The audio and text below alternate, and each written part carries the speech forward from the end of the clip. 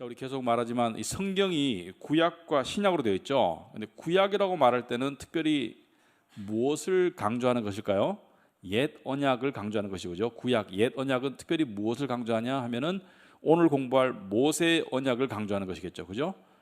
특별히 구체적으로 말하자면은 구약의 주된 백성은 이스라엘 백성이고 하나님께서 이스라엘 백성을 부르셔서 시내 산에서 십계명을 주시고 율법을 통한 하나님의 법을 통한 약속을 맺으신 것을 구약이라고 볼 수 있겠습니다. 그래서 오늘 우리 모세 언약을 통해서 구약을 좀 이해를 하자.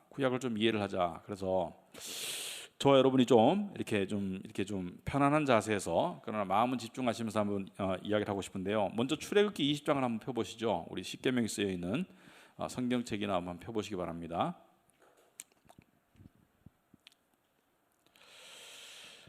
예, 여러분이 한번 상상을 해보세요.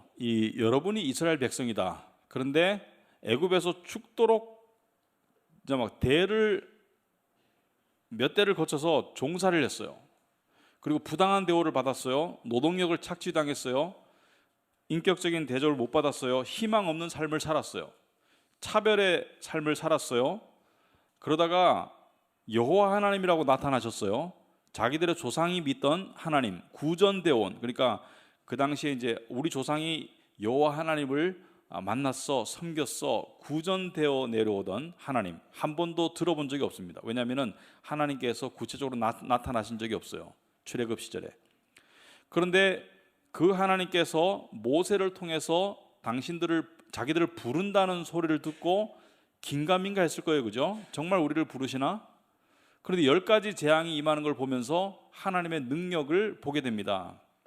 그리고 마지막에 클라이막스는 뭐죠? 마지막에 2가지 클라이막스는 하나는 장자가 다 죽는데 자기 집 애들은 안 죽었는 거예요. 6월절이라고 그러죠. 그죠? 안 죽었어요. 양이나 염소의 새끼를 잡아먹으면서 무교병을 먹으면서 안 죽었어요. 자, 그 다음에 가장 극적인 사건은 뭐죠? 홍해를 건넜어요. 홍해를 건넜는데 자기들은 바다가 갈라지는 기적을 체험하고 마른 땅을 건너가고 뒤에 따라오던 애굽의 군대는 수장되어서 다 죽었어요. 이런 것을 경험하고 난 다음에 분명히 이스라엘 백성에게는 뭐가 생겼을까요? 하나님에 대한 인식이 생깁니다. 의식과 인식이. 하나님이 실제로 살아계시는구나. 이 믿음을 가진 사람 중에 하나님에 대한 인식과 의식이 강한 사람이 있습니다. 하나님을 체험했기 때문에. 근데 그 체험이 조심스럽긴 하죠. 말씀에 근거 아래서 체험하는 게 중요하죠. 아무튼 하나님에 대한 인식과 의식이 생겼어요. 그리고 시내산이라는 곳에 이르러서 하나님께서 이 이스라엘 백성들을 모아놓고 모세를 불러다가 하나님의 요구 조건을 이야기하십니다. 그런데 하나님께서 왜 이 십계명을 주셨을까? 여러분이 하나님을 만났어요. 그러니까 이제 우리가 만난 이런 거 말고 그냥 이스라엘 백성인데 하나님을 만났어요. 하나님의 기적을 체험했어요. 여러분 속에서는 무슨 생각이 들까요? 이 하나님이 절대자고 여러분의 생사화복, 그러니까 삶과 죽음과 복과 저주를 불행을 하나님이 다 조정하실 수 있는 것을 알게 됐어요. 여러분 뭘 기대할까요? 하나님부터? 당연히 복을 기대하겠죠. 당연히 나중에 천국을 기대하겠지만은 더 실제적으로 다가오는 소망은 뭘까요? 복입니다. 복. 어떻게 하면 복을 받을까? 그걸 기대할 거예요. 그죠? 하나님이 여러분에게 이걸 들어줄 수도 있고 이걸 안 들어줄 수도 있어. 여러분을 건강하게 할 수도 있고 건강하게 안 할 수도 있고, 여러분에게 좋은 직업을 줄 수도 있고 안 줄 수도 있고, 여러분에게 쌀이 떨어지게 할 수도 있고 풍성하게 할 수도 있고, 여러분에게 예를 들어서 배우자를 줄 수도 있고 안 줄 수도 있고, 여러 가지 하나님께서 모든 걸 다 조정하셔. 그럼 뭘 기대할까요? 당연히 복을 기대하죠. 당연히 복을 기대해요. 복을 기대하고 건강을 기대하고 물질을 기대하고 또 죽어서 영생을 기대하고 여러 가지 기대 조건이 있을 거예요. 그런데 하나님께서 십계명을 주셨다. 왜 주셨겠습니까? 서로 이심전심이죠. 인간의 마음을 꿰뚫어 보신 하나님께서 너희들이 원하는 것은 나의 복이지, 너희들이 원하는 것은 나의 축복이지, 나의 은혜지 또는 영생이지, 그렇다면 내가 너희들에게 조건을 걸마. 이게 십계명입니다. 그래서 십계명 여러분 잘 아시겠지만은 우리 다시 한번 보도록 하겠습니다. 20장에 보시면은 2절에 나는 너를 애굽 땅 종되었던 집에서 인도하여 낸 네 하나님 여호와니라. 자, 나는 너의 하나님 여호와인데 내가 어떤 하나님이냐? 애굽 땅에서 너를 구원해냈다. 말하자면 너를 극적으로 구출해낸 하나님이다. 육체적인 구출을 받았죠. 그리고 자유를 얻었고 고통에서 해방되었어요. 종살이에서 놓였습니다. 내가 너를 애굽 땅에서 구해낸 여호와 하나님인데 제일 처음 하실 말씀이 너는 나 이외에는 다른 신들을 내게 두지 말아라. 여러분, 이 말이 이스라엘 백성에게 이게 쉽게 들렸겠습니까? 그렇지 않겠습니까? 오늘날 여러분이 딱 들었을 때 이스라엘 백성 이 고대 사회는요 다 신의 문화예요. 애굽에서 400년 이상 살면서 신은 여럿이다라는 것을 매일매일 학습받고 살았어요. 대표적인 신이 뭡니까? 애굽의 대표적인 신이? 태양신, 또 나일강, 그죠? 또 뭐 개구리. 그러니까 모세가 저주를 내렸던 그런 것들이 다 애굽에서는 신이에요. 또 바로 왕도 신이에요. 신의 아들이에요. 그러니까 수많은 다 신의 문화에 살던 사람에게 하나님께서 나 이외에는 다른 신을 섬기지 말라 이걸 딱 들었을 때 그 정도는 얼마든지 할 수 있지 이렇게 생각되겠습니까, 여러분? 오늘날로 말하자면 이런 거예요. 돈이나 또는 뭐 무슨 뭐 어떤 세상적인 즐거움이나 또 뭐 세상적인 성공이나 이런 것들을 나보다 더 원하지 말아라 이렇게 말하는 거 똑같아요. 여러분 이거 지키기 쉽겠습니까? 이거 힘들어요. 힘든 게 아니고 불가능하죠. 자, 하나님께서 나 외에는 다른 신을 섬기지 말고 너를 위하여 새긴 우상을 만들지 마라. 이거 굉장히 어렵습니다. 고대 사회는 우상투성이에요. 여러분 그 기억하실지 모르겠지만은 그 야곱이 자기 삼촌 라반의 집에서 도망갈 때 이 레아가 그 집에 있던 우상을 훔쳐서 와가지고 아버지가 찾으러 왔어요. 근데 그 발견됐으면 다 죽어요. 왜냐하면 우상은 그만큼 중요한 건데 신상들을 자기가 깔고 앉았죠, 그죠? 깔고 앉아가 있으니까 일어나라고 하니까 내가 지금 뭐 이렇게 여자로서 뭐 있다 그래가지고 안 했죠. 아무튼지간에 우상을 만들지 말아라 이거는 고대 사회에서는 있을 수 없는 일입니다. 왜냐하면 집집마다 우상이 수두룩빽빽하고 우상이 있어야 마음이 놓이는 문화예요. 그러니까 우상을 가지고 있고 우상을 보고 절하고 우상을 섬겨야 돼. 우상을 모셔야지 자기가 마음이 위안이 돼. 그거 만들지 말라는 거예요. 이스라엘 백성 입장에서는 지금 거의 삶에서 아주 중요한 부분들을 포기하라는 거예요. 하늘에 있는 것이나 땅에 있는 것이나 땅 아래 물속에 있는 어떤 형상도 만들지 말아라. 그러니까 뭐예요? 하나님의 형상을 만들지 말고 하나님을 섬겨라. 이게 고대 사회에서 말이 안 됩니다. 고대 사회는 형상을 통해서 신을 섬기는 거예요. 여러분 우리나라도 그렇죠. 나무를 보고 신을 섬기고 불교는요. 불상이 있죠. 불상. 모든 종교가 상이 있습니다. 힌두교는 힌두교 나름대로의 신상들이 있어요. 그런데 신상이 없이 하나님을 섬기라 이거예요. 이거는 완전히 너무 극적인 요구예요.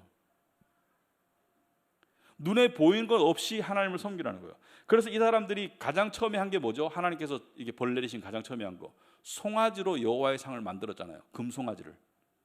그러니까 신상을 안 만들고는 신을 섬기는 게 불가능한 사람들한테 신상을 만들지 말라는 거예요. 그러니까 여러분 읽을 때는 그냥 대충 읽을지 모르지만은 이스라엘 백성의 입장에서는 이스라엘 고대 문화 사회 사람들 입장에서는 나 이외에 다른 신을 섬기지 마라 이거 불가능한 거예요. 그리고 신상을 만들지 마라 이거 불가능한 겁니다. 그것들에게 절하지 말며 그것들을 섬기지 말라. 내 여호와 하나님은 질투하는 하나님인즉 나를 미워하는 자의 죄를 갚되 아버지로부터 아들에게까지 3, 4대까지 이르게 하거니와. 하나님께서 엄청나게 협박하시는 거예요. 신상을 만들거나 절하면 내가 너뿐만이 아니라 네 자손까지 복을 안 주고 벌을 주겠다는 거예요. 신상을 안 만든다는 것은 상상이 안 되는 사람들에게 그렇게 말씀하시고 나를 사랑하고 내 계명을 지키는 자에게는 1000대까지 은혜를 베풀 것이다. 자, 은혜와 복이 훨씬 더 길지만 현실적으로 실행이 거의 불가능합니다. 그리고 또 네 번째로 말했어요. 세 번째, 여호와 하나님의 이름을 망령되게 부르지 말아라. 망령되게 부르지 말라는 것은 뭐예요? 헛되이 부르지 말아라. 그러니까 함부로 부르지 말아라. 그래서 이스라엘 사람들은 전통적으로 성경을 읽을 때 여호와라는 단어가 나오면 어떻게 했습니까? 발음을 했습니까? 안 했습니까? 제가 발음을 안 하고 그냥 침묵했어요. 가만히 있다가 가라사대, 아, 이 여호와야. 왜? 하나님 이름을 망령 때에 안 부르기 위해서 함부로 안 불렀어요. 그래서 8절에 보면 안식일을 기억하여 거룩하게 지켜라. 엿새 동안 일하다가 일곱째 날에는 다 쉬면서 그날은 거룩한 날이니 쉬어라, 나를 예배해라, 이런 날이죠. 그 다음에 1계명부터 4계명까지는 하나님에 관한 계명입니다. 그러니까 하나님과의 관계에서 관한 계명이고, 5계명부터 10계명은 이웃과의 관계에 관한 계명이에요. 그래서 예수님께서 이것을 종합적으로 뭐라고 말씀하셨어요? 여호와 하나님을 네 마음과 목숨과 뜻을 다하여 사랑하라, 첫째 계명이고, 둘째 계명은 네 이웃을 네 몸과 같이 사랑하라. 10계명을 딱 둘로 나누어서 종합한 것이 예수님께서 주신 계명이에요. 똑같은 계명이에요. 똑같은 명령. 하나님을 사랑하면 다른 하나님 만들지 말고, 우상 숭배하지 말고, 안식일을 지켜라. 하나님을 사랑하면 안식일을 지켜. 이거 네 이웃을 사랑하면 뭐요? 부모를 공경해라, 이거죠. 부모를 공경해라. 살인하지 말아라. 간음하지 말아라. 도둑질하지 말아라. 네 이웃에 대하여 거짓 증거하지 말아라. 자, 이렇게까지 하면 바리새인들은 칼로 사람 안 찌르고, 실제로 간음 안 하고, 도둑질 실제로 안 하고, 이런 사람들이 있을 수 없어요. 있을 수 있어요. 근데 10절을 10번째 계명을 딱 보면요, 탐심 자체를 금하고 있어요. 탐심. 실제로 도둑질은 안 하고, 실제로 남의 여자를 탐 안 내고, 실제로 남의 물건을 탐 안 내고, 그렇게는 가능하나 마음에서 일어나는 탐심을 없애는 것은 가능해요, 불가능해요? 불가능해요. 그래서 예수님께서 여자를 보고 음욕을 품는 자마다 이미 마음에 간음했고, 형제에게 욕하는 자마다 이미 살인했다. 그래서 뭐라 그래요? 네 이웃의 집을 탐내지 말라. 네 이웃의 아내나 그의 남종이나 그의 여종이나 그의 소나 그의 낙이나 물은 네 이웃의 소유를 탐내지 말라. 여러분, 오늘날로 말하면 여러분이 오늘날 뭐 나귀를 탐내지 않겠죠? 나귀를 보면 더럽다 생각하겠죠? 근데 그 당시에는 나귀가 뭐예요? 오늘날로 말하면은 차야, 차. 잘생긴 나귀는 외제차야. 네 이웃의 종을 탐내지 말라. 오늘날 종은 없죠. 대신에 돈 있으면 사람을 부릴 수 있어. 아, 저 집에는 파출부 아줌마 쓰는데 나는 왜 내가 설거지해야 되지? 이런 탐심입니다. 그러니까 오늘날로 말하면은 네 이웃의 집을 탐내지 말라. 저 사람 좋은 집에 살아. 탐내지 말아라.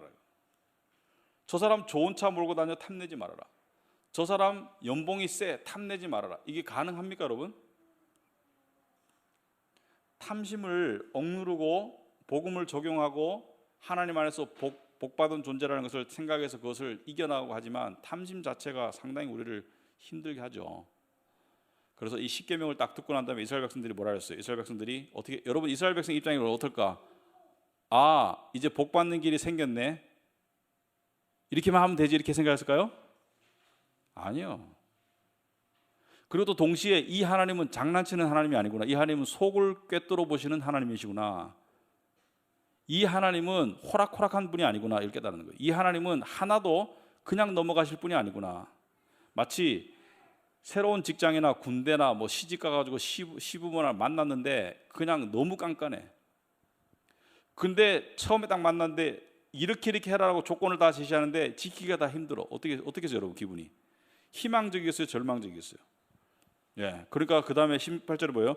뭇백성이 우레와 번개와 나팔 소리와 산의 연기를 본지라. 하나님의 임재를 말합니다. 하나님의 임재를 상징하는 그것을 볼 때, 그들이 볼 때 떨며 멀리 서서 모세에게 이르되 당신이 우리에게 말씀하소서 우리가 들으리다. 하나님이 우리에게 말씀하시지 말게 하소서 우리가 죽을까 하나이다. 이해가 되죠?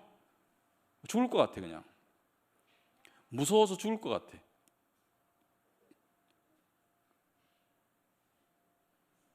모세가 백성이 이르되 두려워하지 말라. 하나님이 임하심은 너희를 시험하고 너희를 경외하여 범죄하지 않게 하려 하심이니라. 시험하다는 건 뭐예요? 십계명을 통해서 한번 해봐라. 범죄하지 않도록 만들기 위함이라. 백성은 멀리 서 있고 모세는 하나님이 계신 흑암으로 가까이 가니라. 자, 백성이 하나님께 가까이 못 가요. 왜? 십계명을 딱 들으니까 무섭고 가슴이 답답해요. 자, 십계명을 통한 이 언약, 모세의 언약은 하나님과 이스라엘 백성들 사이의 언약이죠. 그죠?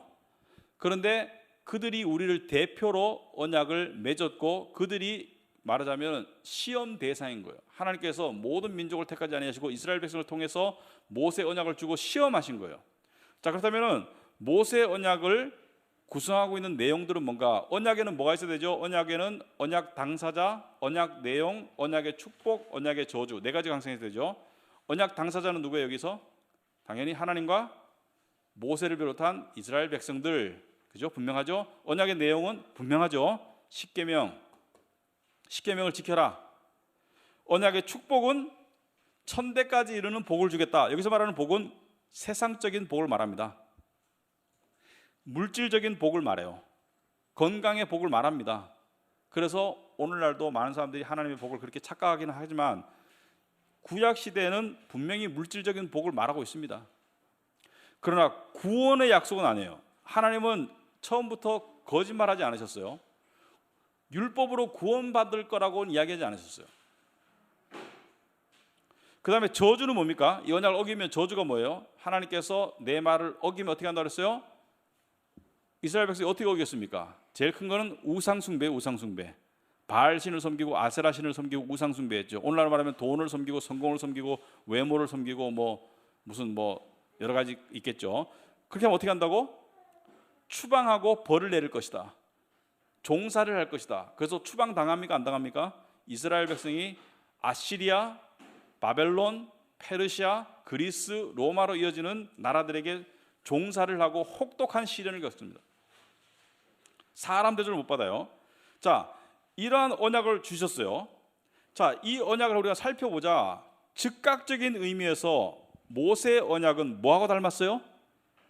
에덴 동산에서 맺은 행위의 언약과 닮았습니까? 안 닮았습니까?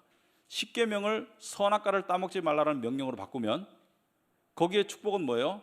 영원한 복락이고 거기에 저주는 에덴 동산에서 추방이잖아요. 닮았죠? 근데 왜 모세의 언약을 하나님께서 주셨을까? 아브라함에게는 네가 나를 믿으니 네가 그 모든 민족의 조상이 될 것이다 약속하셨는데 왜 모세의 언약을 나중에 주셨을까? 이 구약은요, 여러분 이렇게 생각하시면 돼요. 구약은 신약의 서론이다. 맞죠? 구약은 신약의 서론이고요. 구약 안에 신약이 감추어져 있어요. 구약을 통해서 신약으로 가는 거예요. 그리고 신약 안에는 구약이 드러나 있습니다. 구약의 내용에 해석이 신약 안에 드러나 있어요. 왜 율법이 주어졌는지. 신약을 모르면 구약만 읽으면 어떻게 될까요? 율법주의자가 돼요. 법을 지키면 복받고 법을 어기면 벌을 받는다. 율법주의자가 돼요. 신약을 통해서 구약을 알 수 있는 거예요. 그래서 구약은 신약의 서론이다. 그래서 구약을 알아야지 신약을 알게 되고 신약을 알아야지 구약을 알게 돼요. 그 성경 읽을 때 구약만 읽으면 어떻게 돼요? 율법적인 생각이 되고 신약만 읽으면 또 다른 생각이 되고 이렇게 되는 거예요. 그래서 여러분이 성경을 골고루 먹어야 되는데, 자, 모세 언약은 왜 주셨나? 두 가지를 기억하시기 바랍니다. 첫째는 기능이고 둘째는 목적입니다. 모세 율법은 어떤 역할을 하는가? 어떤 기능을 했나? 이스라엘 백성들에게 주신 율법이 어떤 기능을 했나? 그리고 왜 주셨나? 목적이 무엇인가? 율법을 통해서 구원할 게 아니라면 왜 주셨나? 처음부터 구원하시지. 그래서 모세 율법의 기능을 먼저 살펴보자. 자, 모세 율법의 기능은 뭐예요? 죄를 깨닫게 하기 위해 주신 거예요. 율법은 죄를 깨닫게 하기 위해 주신 거예요. 중요합니다. 인간은 율법을 온전하게 지킬 수 있다 없다? 지킬 수 없어요. 율법을 통해서 내가 얼마나 못 지키는가를 깨달았는 거예요. 내가 얼마나 죄인이라는 것을 깨닫는 거예요. 그래서 많은 사람들이 율법을 지키려고 하다가 믿음을 가지는 경우가 있습니다. 율법을 지키려고 하다가 계속 그쪽으로 가면은 바리새인 같은 위선자가 되고, 율법을 지키려고 하다가 절망적인 상태가 되면은 하나님 앞에 꼬꾸라지는 거예요. 자, 그런데 자, 로마서 3장 20절 우리 다 같이 읽어보겠습니다. 그러므로 율법의 행위로 그의 앞에 의롭다 하심을 얻을 육체가 없나니 율법으로는 죄를 깨달음이니라. 아시겠습니까?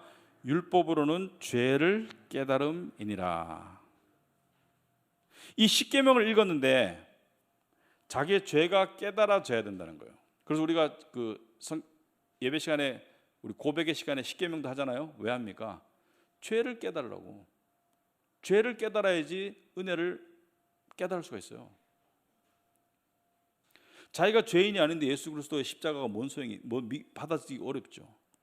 자, 그 다음에 이거 굉장히 아주 혁명적인 이 진리인데요. 여러분 자세히 한번 보세요. 로마서 5장 20절에 율법이 들어온 것은 범죄를 더하게 하려 함이다.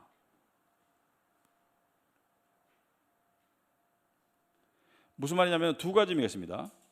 율법 때문에 범죄가 줄어야 되는데, 정상적으로는 그죠? 율법을 주어서 범죄가 줄어야 되는데 율법 때문에 범죄가 더 늘어났어. 이해가 됩니까 이게? 율법 때문에 범죄가 더 늘어나게 된다는 거예요. 두 가지 의미입니다. 첫째는 율법의 잣대를 갖다 대니까 범죄가 상당히 많이 드러난다. 그죠? 무슨 말인지 알겠죠? 기준의 잣대를 갖다 대니까 범죄가 드러난다. 예를 들어서 이 집에 위생이 어떠냐, 현미경을 갖다 대니까 세균들이 득실득실하게 드러나는 거예요. 두 번째, 인간의 죄성은 율법을 어기고자 하는 반란의 마음이 있죠. 에덴 동산에서 선악과를 따먹지 말라는 하나님의 명령을 어긴 그 반항심, 하나님에 대한 반항심이 우리 안에 있다 없다?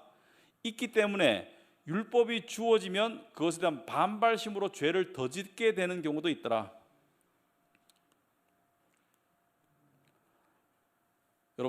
여러분에게 야, 너 똑바로 걸어 계속 얘기하면 삐뚤게 걷고 싶죠, 그죠?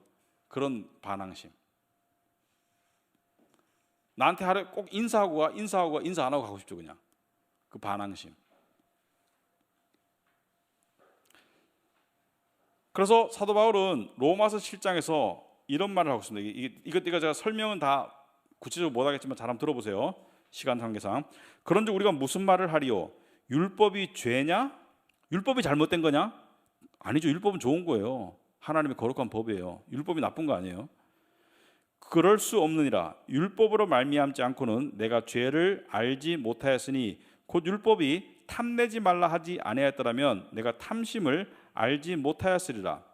그러나 죄가 기회를 타서 계명으로 말미암아 내 속에서 온갖 탐심을 이루었나니 이는 율법이 없으면 죄가 죽은 것임이라. 전에 율법을 깨닫지 못했을 때는 내가 살았더니 계명이 이름에 죄는 살아나고 나는 죽었도다. 제가 예를 하나 들어볼게요. 제가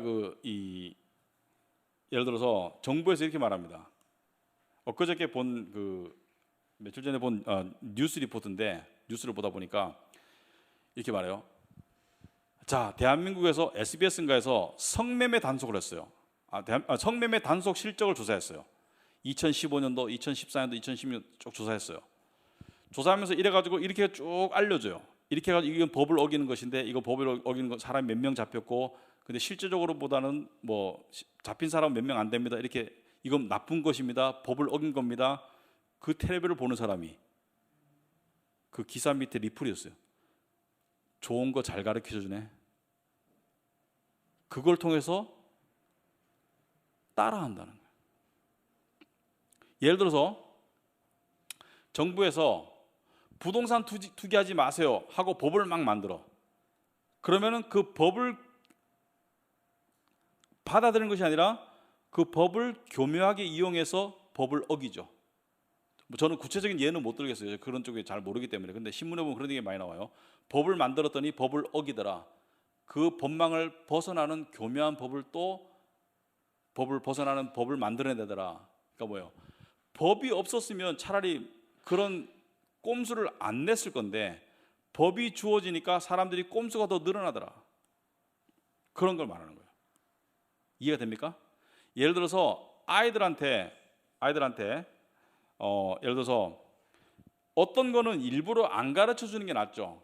일부러 이거 나쁜 거야, 이거 나쁜 거야. 가만히 모르는 애한테 이거 나쁜 거야 가르쳐 주면 그 나쁜 걸 할 가망이 더 많아지는 때가 있어요. 미리 너무 일찍 가르쳐 주면 이거 나쁜 거야. 예를 들어서 아이들한테 그래요. 야, 너 시험 칠 때 쪽지에다가 컨닝 페이퍼 쓰면 나쁜 거야. 컨닝 페이퍼라는 개념이 없는 애한테 너 컨닝 페이퍼 써가지고 점수 올리려고 하면 그건 나쁜 거야. 그럼 아이가 어떻게 하겠어요? 컨닝 페이퍼 만드는 방법을 알게 된 거야. 율법이 그런 기능이 있다는 거예요. 왜? 사람 안에는 뭐예요? 법을 어기고자 하는 그런 마음이 있기 때문에. 예를 들어서 그냥 멀쩡한 애한테 야, 너 있잖아. 이 남이 마시는 이 운물이 있다고 싶다. 남이 마시는 운물에 가서 거기다 침 뱉으면 안 돼. 침 뱉을 생각이 없는 애한테 침 뱉으면 안 돼. 그러면 뭐예요? 그 아이가 침 뱉을 확률이 높아져요, 안 높아져요? 침 뱉을 확률이 높아져요. 가만 냅두면 침 뱉을 생각도 안 하는데 침 뱉지 마 이렇게 하면 뭐예요? 침 뱉을 확률이 높아지는 거예요. 아, 침 뱉는 사람이 있구나 이렇게 되는 거예요. 뭐냐? 인간에게 죄의 본성이 있다는 거예요. 그래서 율법을 통해서요, 사람은 법을 통해서 수많은 죄들을 만들어내요. 그래서 사회가 시간이 지날수록 법은 많아지는데 죄는 가지수가 더 늘어나죠. 왜? 수많은 법을 어기는 법을 또 만들어내니까. 그래서 법은 계속 만들어지고 있는 거예요. 근데 그 만들어지는 법 수보다 더 많은 것은 그 법을 어기는 법을 만드는 거예요, 사람들이. 그만큼 사람은 법을 지킬 생각이 없다는 거예요. 나는 법을 지키는데, 자, 이렇게 한번 물어봅시다. 만약에 여러분이 법을 안 지켜도 아무도 몰라. 그리고 아무도 여러분을 벌 줄 수 없어. 세상이 어떻게 될까? 법을 어겼을 때 대한 그 수치감이나 형벌에 대한 두려움 때문에 법을 지키는 경우가 많지. 만약에 여기 길 가는 사람한테 당신이 무슨 짓을 하든 아무도 당신을 벌 못 주고 감옥에도 안 가고 그리고 당신은 수치도 느낄 이유가 없어. 이렇게 말하면 어떻게 될까, 세상이? 여러분 밖에 나갈 수 있겠어요? 못 나갑니다. 그래? 사람 찔러 죽이는 사람부터 별 사람 다 나올 거예요. 두려움 때문에 지키는 거지 사랑 때문에 지키는 게 아니에요. 그게 인간의 못된 마음이에요. 선이 좋아서 지키는 게 아닙니다. 많은 사람들이 선이 좋고 정의가 좋고 이웃을 사랑하고 위해서 법을 지키는 게 아니에요. 왜? 벌 받을까 봐 지키는 거지. 예를 들어서 옆에 지금 라소가 돈가방을 막 들고 가고 있어. 그 내가 라소 돈을 훔쳐가도 아무도 나한테 뭐라고 안 할 거야. 그러면은 나라고 말이 미안하다. 다른 사람이 있어. 그러면은 여기 라소의 돈가방을 뺏기 위해서 라소를 때릴 거예요, 아마. 누군가가. 그리고 돈을 뺏어갈 거예요. 근데 왜 안 뺏어갑니까? 두려움 때문에 안 뺏어가는 거지 라소를 사랑해서 안 뺏어가는 게 아니에요. 그 인간의 본성이라는 거예요. 만약에 그 법에 대한 벌이나 두려움이 없고 수치감이 없다면 여러분 밖에 못 나갑니다. 온갖 종류의 일들이 다 일어날 거예요. 왜? 인간의 본성이 법에 의해서 눌려지지 않으면 형벌에 의해서 두려움에서 이 안에는 뭐예요? 법을 어기고자 하는 수만 가지의 마음이 들어있는 거예요. 본성이.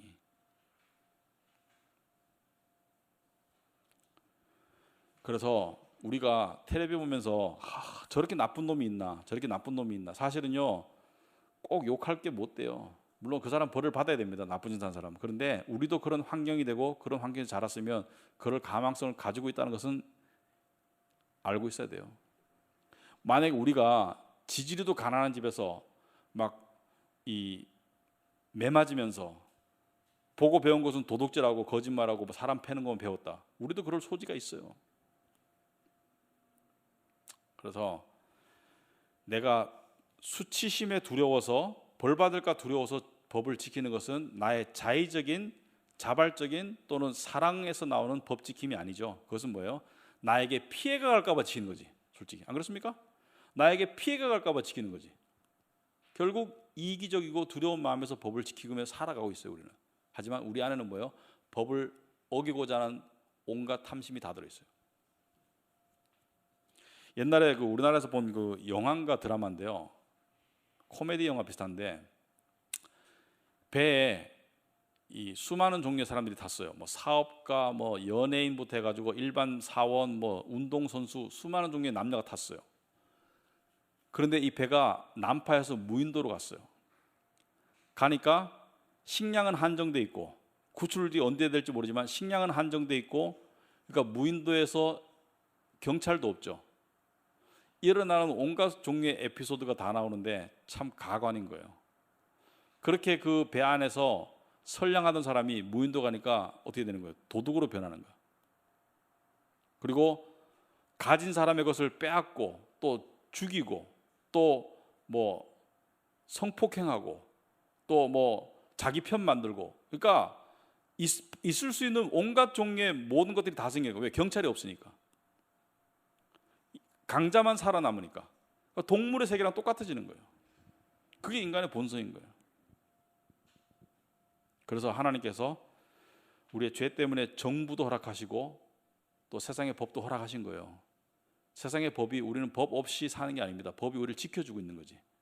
세상에 법이 없으면 우리 밖에 못 나가요. 그 법이 그리스도께로부터 온다. 지켜주고 있는 우리를. 인간의 본성대로 내버려두면 세상은요 끝장납니다. 그래서 율법은 우리라고 뭐예요? 죄를 깨닫게 한다. 두 번째, 율법의 목적은 뭐냐? 여러분 아시겠죠? 율법은 뭐예요? God's law, 하나님의 법은 drives us to Christ, 그리스도께로 우리를 몰아간다. 이게 율법의 목적입니다.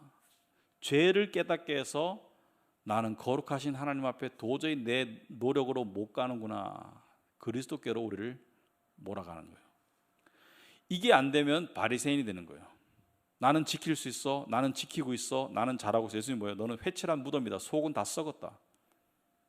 지키는 척하는 것이지 겉으로 네가 자발적으로 지키는 거 아니고, 그리고 뒤로 다 네가 어기고 있는 거 다 안다. 진정한 율법의 기능을 체험한 사람은 뭐예요? 율법 때문에 죽겠는 거예요. 율법 때문에 내가 죄인인 것을 깨달아는 거예요. 그리스도께로 우리를 몰아가요. 그래서 갈라디아서 3장 23절에 오시면은 믿음이 오기 전에, 다 같이 읽어봅시다. 믿음이 오기 전에 우린 율법 아래 매인바되고 계시될 믿음의 때까지 갇혔느니라. 이것이 율법이 우리를 그리스도께로 인도하여 초등교사가 되어 우리로 하여금 믿음으로 말미암아 의롭다함을 얻게 하려 함이라. 믿음이 온 후로는 우리가 초등교사 아래에 있지 아니하도다. 여기서 말하는 초등교사는 누구죠? 율법이 교사가 돼서 우리를 끌고 가는, 어디로 데려가는 거예요? 그리스도께로 데리고 가는 거예요. 왜? 그리스도를 믿는 것만이 구원의 길이라는 것을 알려주기 위해서. 너는 율법 지켜서 구원 못 받아.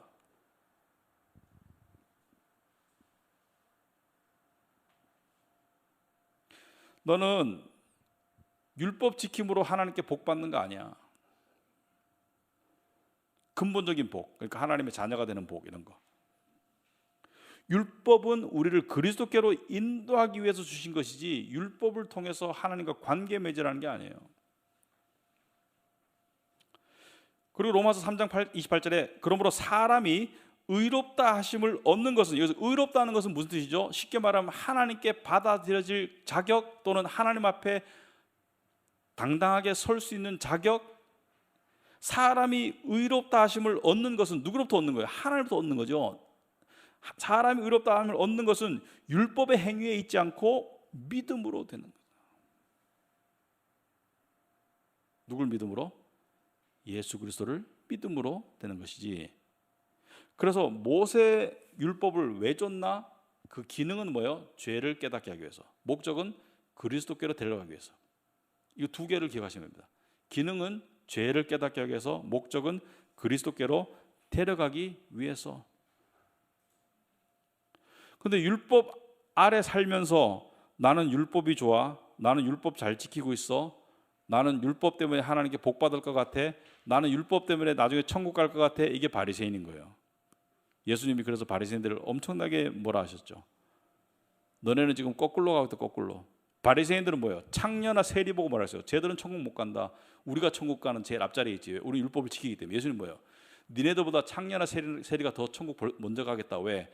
저 사람들은 자기가 죄인인 걸 아니까. 그래서 바리새인들이 불공평하다 예수님 미워했잖아요. 불공평하다. 예수님 말해요. 내가 공평하면 다 죽여야 돼.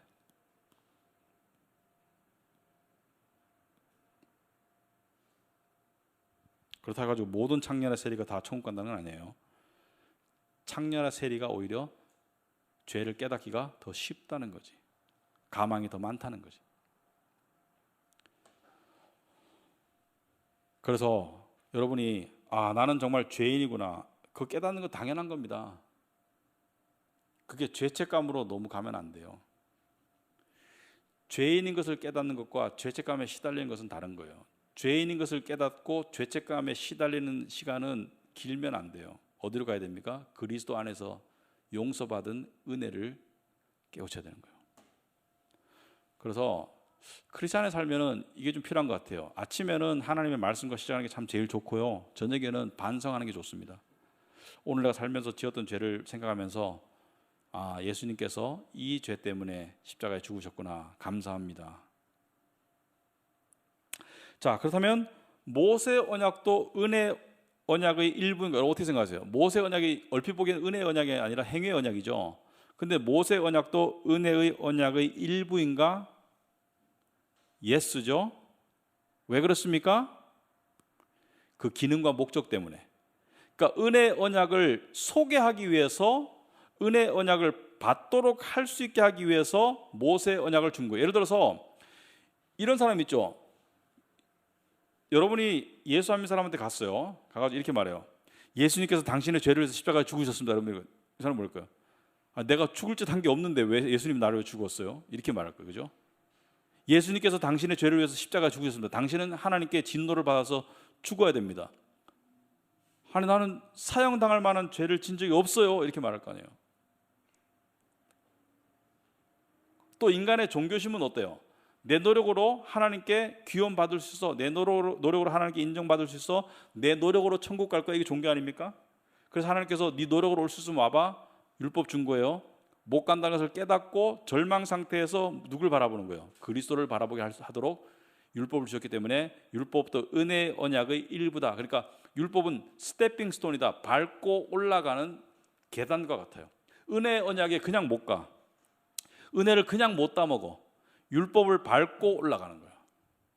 율법을 통해서 올라갈 수 있는 거예요. 믿음으로. 왜? 율법을 통해서 철저한 자기 절망 상태가 돼야지 그리스도를 받아들이는 거예요. 난 안 돼. 이 목회하다 보면요, 이 참 답답할 때가 있습니다. 매주 복음을 전하는데 상담하다 보면 이렇게 말해요. 제가 열심히는 하고 있는데 부족은 하지만 나중에 하나님 앞에 서면 그래도 앞으로 열심히 살아가면 천국 갈 수 있을지도 몰라요. 이런 말하는 사람이. 그러니까 내가 지금 말하는 게 거짓말이 아니고 이렇게 말하는 사람이 있어요. 내가 매주 뭘 얘기했지? 제가 지금 부족한 건 알아요. 하지만 그래도 말씀도 많이 알아. 야고보서에 행함으로 의로워진다고 했잖아요.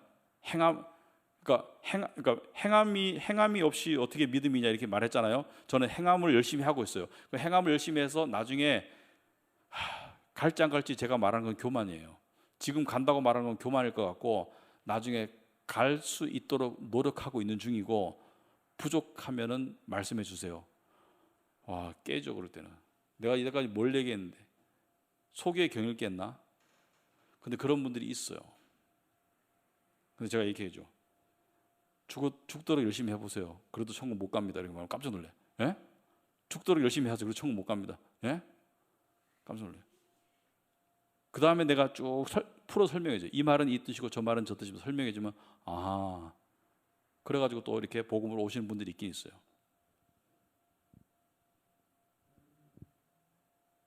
그리고 우리가 얼마나 율법적이냐면 이럴 때 있습니다. 예수 믿는 사람도 율법적일 때가 많아요. 솔직히 내가 하나님한테 이렇게 했는데 하나님 왜 나한테 이걸 안 해주지? 이게 율법적인 거예요.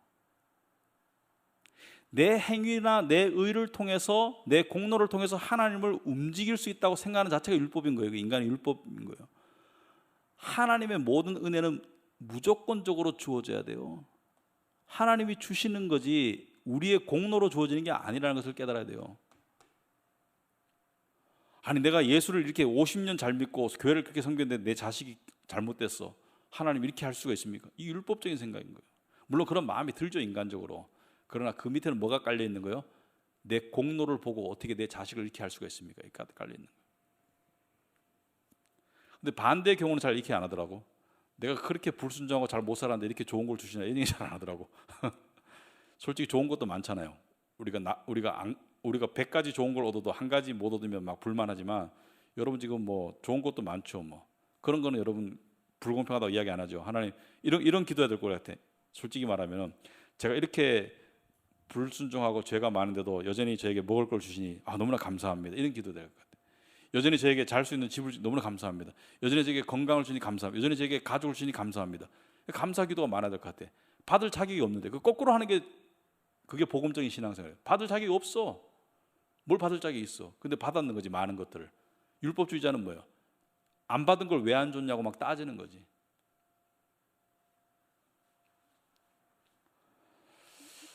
자, 그래서 모세 언약은 은혜 언약을 받아들이도록 준비시키는 역할을 하기 때문에 큰 그림에서 본다면 은혜 언약의 일부가 된다. 이해가 되죠? 큰 그림에서 보면은 모세 율법도 은혜 언약의 일부다. 왜? 은혜 언약을 받도록 준비시켜 준다는 거예요.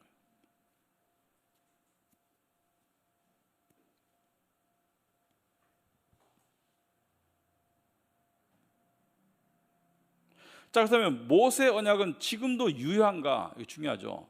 구약은 지금도 유효한가? 그리스도인의 신분은 오직 믿음으로 새로워진 것이다. 맞습니까? 아닙니까? 맞죠? 오직 예수를 믿음으로 하나님의 자녀가 되지 율법 지킴으로 되는 거 아니죠. 하지만 이거 중요합니다. 체험 가운데서 우리가 하나님의 법을 지킬 때는 평강을 더 누려요. 체험에서. 신분이 바뀌는 건 아니고. 예를 들어서 여러분이 안식일을 지키면 평강을 더 누리지. 우상 숭배를 안 하면 평강을 더 누리죠. 탐심을 안 가지면 평강을 더 누리죠. 맞습니까? 안 맞습니까? 근데 율법주의와 율법을 지키는 신앙생활과는 어떤 차이가 있어요? 율법주의는 이거예요. 율법주의는 율법 지킴을 통해서 내가 의를 얻어서 내 걸 달라는 게 율법주의고, 율법을 지킴은 하나님의 은혜를 받은 자로서 하나님이 이걸 원하시니까 그걸 순종함을 통해서 평강을 얻는 거예요. 다른 거야. 전자는 내가 이루어서 내가 받을 자격이 있는 것을 달라는 것이고, 후자는 뭐예요? 하나님께 받은 은혜가 많기 때문에 그 반응으로서 하나님을 순종하며 살아가니까 평강이 주어지는 거예요. 기대치 않게, 계산적이지 않게. 불순종할 때는 평강을 누릴 수 없어요. 그러므로 율법을 무시해서는 안 돼. 이게 굉장히 중요한 얘기인데요. 율법은 굉장히 좋은 것이면서도 굉장히 위험한 것이에요. 무슨 말 알겠습니까? 굉장히 좋은 것이면서도 굉장히 위험한 것이에요. 이런 거 있어요. 네 부모를 공경하라. 그리하면 네 여호와 하나님께서 내게 준 땅에서 내 생명이 길리라. 자, 구약에서는 세상적인 복을 약속하셨지만 신약에서는 네 부모를 공경하라. 공경하면 하나님께서 평강을 주시는 거예요. 또 하나님께서 그만큼 어떤 이 지킴에 대한 네가 잘하고 있구나 이렇게 칭찬을 주실 거예요. 그런데 또 조심할 것은 부모를 공경한다는 것과 부모에게 무조건 매여 사는 것은 또 달라요. 그러니까 이것을 성경은 균형 있게 잘 봐야 돼요. 결혼하면 또 다른 얘기가 돼요. 이건 제가 그 얘기 안 하겠습니다. 지금 그쪽을 할 수가 없기 때문에 시간이 길어서. 자, 그래서 하나님의 법을 지킬 때는 평강을 누리지만 불순종할 때는 평강을 누릴 수가 없어요. 따라서 이게 중요합니다. 모세 언약은 우리의 체험에 영향은 미쳐요. 하지만 그 영향은 제한적이다. 왜냐하면 그리스도 안에서 언약 파괴에 대한 저주가 있습니까? 없습니까? 없어요. 구약의 율법 아래서 율법을 통해서 하나님과 관계를 맺었던 이스라엘 백성들은 하나님께서 급기야 추방했어. 근데 우리는 추방은 안 당해요. 추방이라는 건 뭐예요? 하나님의 백성 자격을 박탈당할 수 없어요. 박탈당할 수 없어요. 왜? 우리의 모든 율법 어김에 대한 벌을 누가 받았기 때문에? 예수님이 받았기 때문에. 그죠?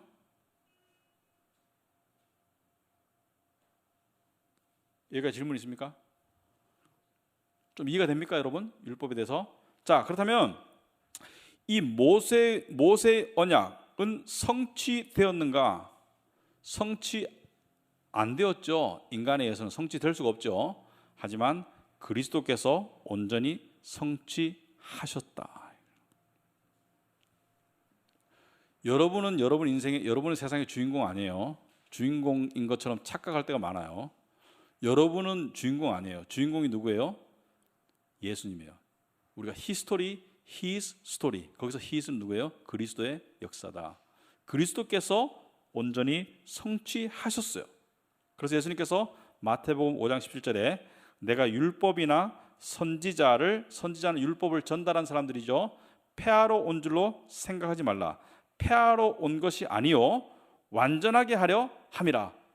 당신께서 오셔서 율법 필요 없어 아니고 나는 율법을 완전하게 지키고 세웠다. 그러므로 내가 율법 지킴을 통해서 얻은 의, 그죠? 이론적으로는 율법을 완전히 지키면 하나님 앞에 의를 얻잖아요. 너는 의롭다. 너는 완전히 의롭다. 그 의를 이루셨어요, 예수님이. 그리고 그 의를 누구에게 주셨어요? 우리에게 주셨다. 우리의 죄를 가져가시고, 그것이 고린도후서 5장 27절이다. 한번 읽어보겠습니다. 하나님이 죄를 알지도 못하신 이를 우리를 대신하여 죄로 삼으신 것은 우리로 하여금 그 안에서 하나님의 의가 되게 하려 하심이라. 여러분 이걸 그냥 읽을 게 아니고요. 잘 생각해 보셔야 됩니다. 죄를 가져가셨다. 그리고 의를 주셨어요. 죄는 좋은 겁니까? 나쁜 겁니까? 나쁜 걸 가져가시고 의는 좋은 거예요? 나쁜 거예요? 좋은 걸 주셨어요. 그래서 이것을 저는 역사상 가장 불공평한 교환이라고 생각합니다. 가장 불공평하다. 역사상 가장 불공평하지. 우리의 온갖 나쁜 것은 다 가져가시고 당신의 모든 좋은 것을 주셨어요. 그걸 사랑이라고 부른다.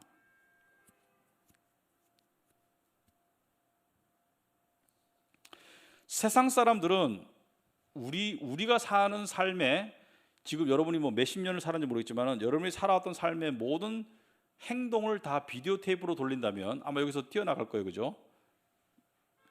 또 말과 생각까지 다 비디오 테이프로 돌린다면 견딜 수가 없을 거예요. 그러나 그래도 우리가 하나님 앞에 꿋꿋하게 설 수 있는 건 뭐예요? 그 모든 말과 생각과 행동의 모든 죄를 누가 담당하셨다? 예수님께서 담당하셨다. 다 가져가셨다. 율법을 통해서 죄를 더 깨달았다. 그 깨달아진 죄에 대한 모든 값을 예수님이 다 치르셨다. 율법은 우리를 누구에게 데려간다? 그리스도께로 데려간다. 근데 여기서 질문이 하나 있습니다. 그렇다면 율법은 무시해도 되는가? 그럴까봐, 혹시 그럴까봐, 혹시 복음을 잘못 이해해서 십자가를 잘못 이해해서 그럴까봐 예수님께서 쐐기를 박으신 말씀이 마태복음 5장 18절 말씀이에요. 3페이지. 우리 다 같이 한번 읽어보겠습니다. 진실로 너에게 이르노니 천지가 없어지기 전에는 율법의 1.1획도 결코 없어지지 아니하고 다 이루리라. 아멘. 여러분, 하나님의 법이 drives us to Christ, 그리스도께로 우리를 몰아갔어요.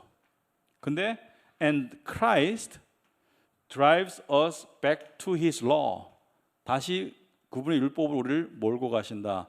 여기서 말하는 us는 크리스찬이 되기 전에 us예요. 여기서 말하는 us는 누구예요? 크리스찬이 되고 난 다음에 우리예요. 알겠어요? 율법이 우리로 하여금 그리스도의 은혜를 깨닫도록 만드셨고, 그리스도의 은혜를 깨달았으면 이제 율법을 지키는데 동기가 달라요. 그리스도를 모르기 전에는 사람들이 왜 율법을 지킬까? 하나님께 복받고 은혜받고 구원받으려고. 그러나 그리스도를 알고 난 다음에 왜 율법을 지킬까? 하나님께 은혜를 받았기 때문에, 구원을 받았기 때문에, 그리고 그것이 하나님이 기뻐하시기 때문에, 그것이 평강의 삶이기 때문에, 그것이 하나님을 사랑하고 이웃을 사랑하고 특히 자기를 사랑하는 진정한 길이기 때문에. 여러분, 율법을 어기면서 나는 이득이 많아 이렇게 생각하죠. 사실 이득 없어요. 자기를 파괴하는 거예요, 사실은. 그래서 제일 밑에 노란 글 한번 다 같이 읽어보겠습니다. 복음은 율법주의도 아니고 방임주의도 아니다. 복음은 은혜의 또 다른 길이다. 이 중요합니다. 율법에 치우치면 율법주의자가 돼요. 율법을 무시하면 방임주의자가 돼. 우리나라의 방임주의적인 대표적인 이단이 뭐죠? 구원파요. 구원파가 방임주의라고 보시면 돼요. 그러므로 진정한 복음이 아니죠. 구원 받았기 때문에 어떤 예를 들어 극단적으로 말하면은 구원 받았지 회개할 필요도 없어.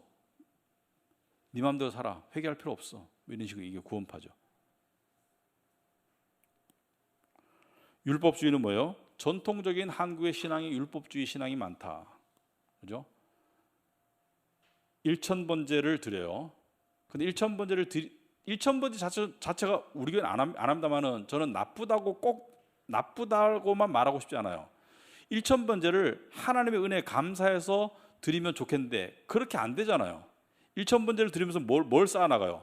나의 정성과 한 번, 두 번, 세 번, 네 번 나의 정성과 나의 뭘 쌓아가면서 뭘 원해 하나님께 일천번제가 다 돼가면 내가 원하는 걸 주셔야죠. 이렇게 된 거죠. 그죠?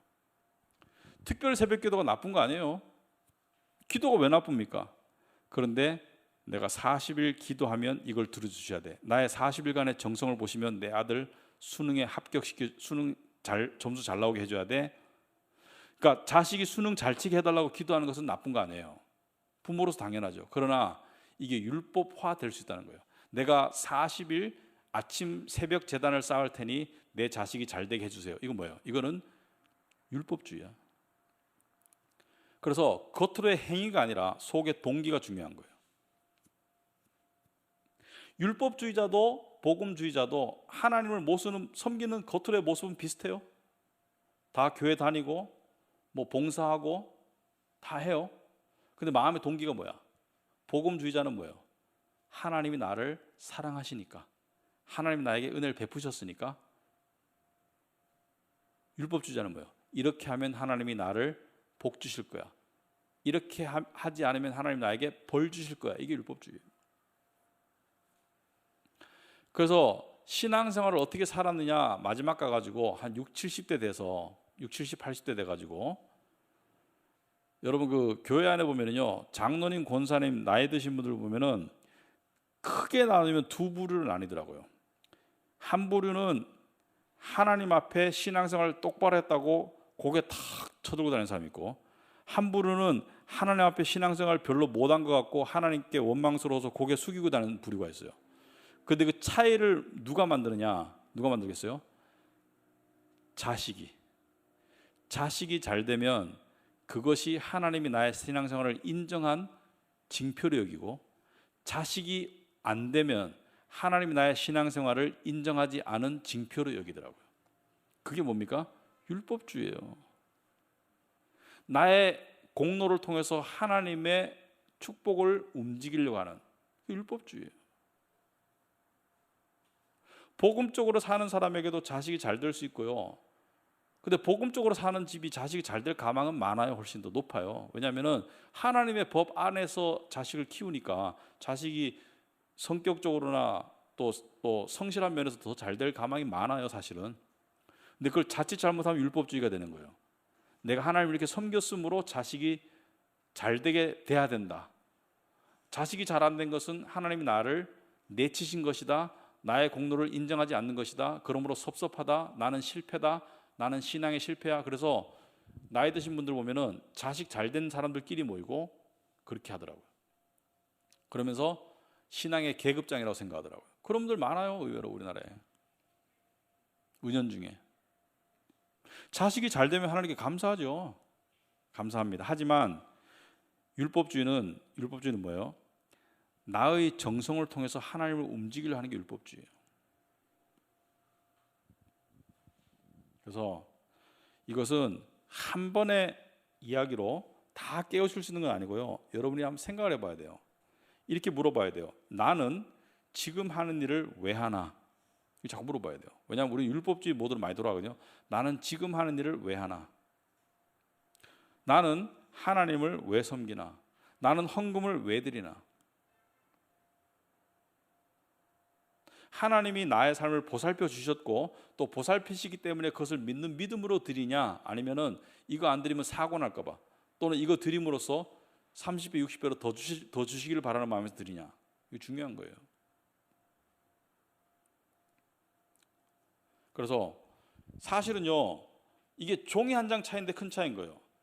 자, 하나님이 나의 삶을 앞으로도 지키고 보살피실 것이라는 믿음과 하나님이 나에게 더 많은 것으로 채워주실 거라는 그 믿음은 겉으로 보기에 비슷한 것 같은데 완전히 틀린 거예요, 사실은.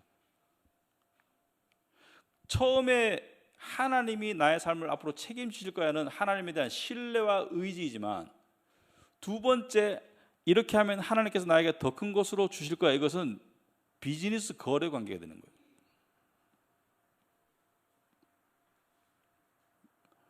그래서 율법주의와 복음주의, 또는 율법주의와 방임주의.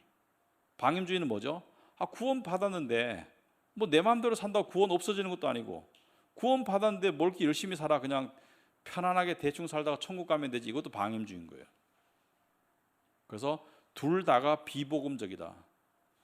그래서 터툴련이라는 신학자는 이렇게 말했습니다. 예수님이 두 강도 사이에서 십자가에 못 박혀 죽으셨죠. 우편 강도와 좌편 강도.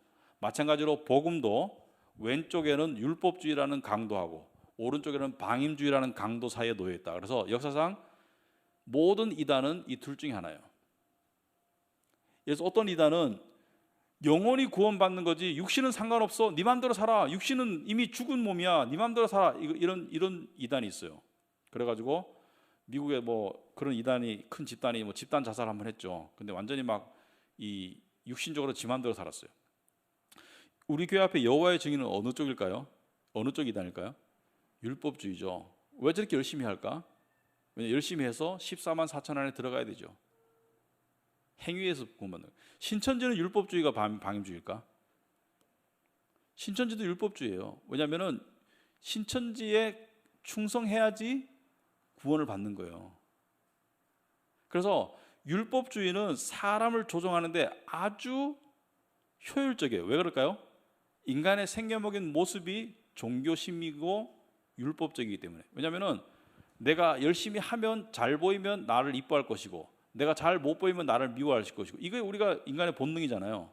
그러니까 율법주의가 사람을 조종하는 게 참 좋지. 그래서 목사님들도 복음을 잘 모르시면은 율법주의를 많이 사용할 수밖에 없어요. 이렇게 하나님께서 주를 열심히 섬기고 안식일을 지키고 헌금하면 하나님께서 여러분을 축복하실 것이다, 이렇게 하면 사람들이 모티베이션이 되잖아요. 또 반대로 뭐예요? 어느 장로가 주일날 골프 치러 갔다가 벼락 맞아 죽었어. 어느 사람이 뭐 11조를 떼먹었는데 사업이 망했어. 이런 얘기를 실제 우연히 있었던 일이 있잖아요. 이 얘기를 해주는 거야. 그럼 성도들이 뭐예요? 겁을 먹는 거죠. 그래서 율법주의는 교만과 두려움을 부추기는 거예요. 너는 잘하고 있어, 교만. 너는 못하면 죽어, 두려움을 부추기는 게 율법주의예요.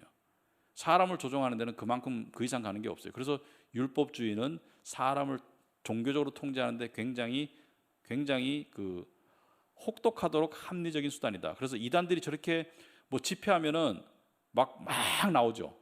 왜 그렇습니까? 점수 따는 길이니까. 안 가면은 어떻게 돼요? 벌 받으니까.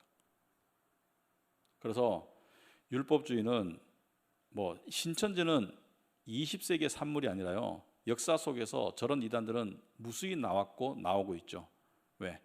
율법주의화된 이단이죠.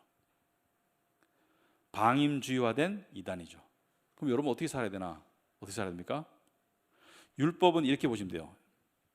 율법은 가드레일이다. 가드레일. 무슨 말이냐? 내가 하나님 은혜 가운데 그냥 쭉 살아가면 율법에 대한 별 의식이 없어. 근데 내가 복음을 이탈하잖아요? 그럼 쾅 부딪혀. 율법이 우리를 탁 막아서 다시 그리스도께로 돌아가도록 만드는 거예요. 율법이. 그래서 율법은 여러 가지로 좋은 기능이 있으나 율법주의적이 되는 것은, 율법을 통해서 하나님께 받아들여지고 하는 것은, 그것은 뭐예요? 구약의 율법주의로 돌아가는 것이다. 사실 구약도 율법주의가 아니에요. 구약은 율법주의처럼 보이지만 은혜를 소개하기 위한 방편이지. 아시겠습니까? 그래서 율법에 대한 여러분 정의를 잘 아시고 계시라. 첫째는 율법의 기능, 뭐요? 죄를 깨닫게 하게 합니다. 율법의 목적, 그리스도께로 돌아가게 합니다. 율법을 무시해야 되느냐? 그것은 아니다. 율법에 매달려 살아야 되냐? 그것도 아니다. 율법에 매달려 살면 율법주의가 되고, 율법을 무시하면 방임주의가 된다. 율법은 그냥 선생님이다. 우리를 자꾸 어디로 데려가는, 그리스도께로 데려가는 선생입니다. 중요한 것은 그리스도예요. 그리스도만 붙잡고 있으면 율법은 별로 눈에 안 들어옵니다. 그리스도를 벗어나면 율법이 우리를 탁 치는 거예요. 다시 돌아가 이렇게. 그죠? 그리스도를 벗어나서 내 마음대로 살기 시작하면 율법이 탁 치는 거예요. 그래서 뭐 주일을 자꾸 빼먹어. 그러면 안식일을 지켜야 됩니다. 목사님 율법주의자입니까? 아니, 그게 아니고 지금 당신의 삶이 하나님이 기뻐하는 삶이 아닙니다. 그래서 요 말만 하고 마치겠습니다. God's law, 하나님의 법이 drives us to Christ, 그리스도께로 몰고 가시죠. 그죠? 몰고 가죠. And Christ drives us back to His law. 그죠? Not as a way of salvation. 구원의 길로서가 아니라 뭐요? As a way of Christian living. 그리스도인의 삶의 방식으로서 우리를 하는 거예요. 그래서 예수님께서 가장 처음 되는 계명이 무엇입니까? 주 여호와 하나님을, 신약의 계명이 뭐예요? 목숨을 다하고 마음을 다하고 뜻을 다하여 사랑하라. 네 힘을 다하여 사랑하라. 이것이 10계명과 다릅니까? 똑같아요. 1계명부터 4계명을 축약한 거예요. 네 이웃을 네 몸과 같이 사랑하라. 10계명과 다른 게 아니에요. 5계명부터 10계명을 축약한 거예요. 그래서 예수님께서 율법을 새 계명을 주셨지만 옛 계명을 축약해서 엑기스를 주신 거예요. 사랑하면 우상 숭배 안 할 거예요. 사랑하면 다른 신을 안 섬길 거예요. 사랑하면 하나님 이름을 망령되이 안 할 거예요. 사랑하면 부모를 공경할 거고, 사랑하면 살인하지 않을 거고, 사랑하면 도둑질하지 않을 거고, 간음하지 않을 거고, 사랑하면 탐심을 부리지 않을 거예요. 그래서 예수님은 뭐예요? 하나님을 사랑하고 이웃을 사랑하는 것이 율법을 축약한 것이다. 그래서 똑같은 법입니다. 언어만 다를 뿐이지 똑같은 법이에요. 아시겠습니까? 예, 그래서 여기까지 하고 마치겠습니다. 우리 기도하고.